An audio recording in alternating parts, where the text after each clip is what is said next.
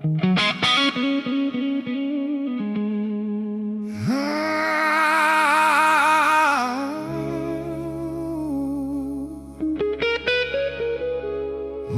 mukhang tao,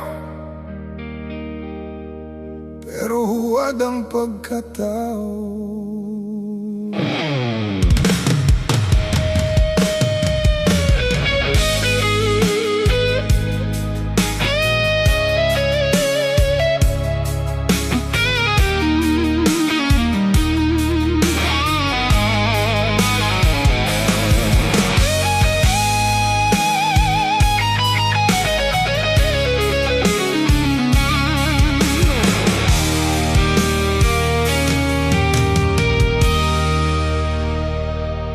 Pagkaharap mo'y bait-baitan,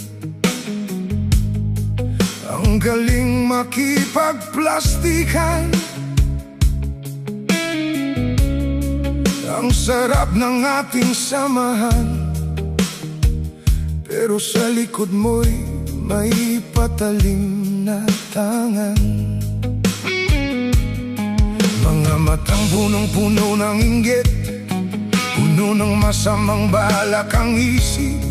Mga kwentong lumalabas sa kanyang bibig, lasong unti-unting pumapatid. Di mo alam kung sinong totoo, lahat nakamaskara sa mundong magulo. Kaibigan daw pero na ganyong tao. Tao ka ba o isa kang matapil na hunyango?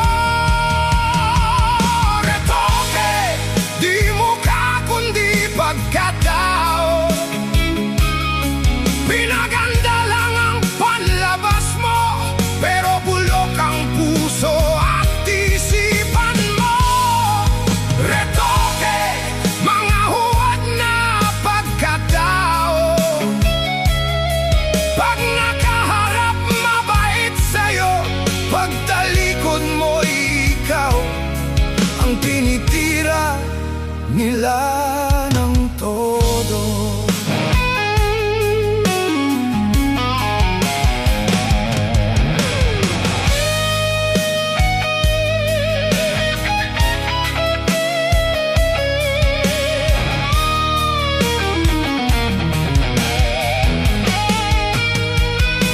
Mahilig gumawa ng kwentong peke para lang may masabing mali.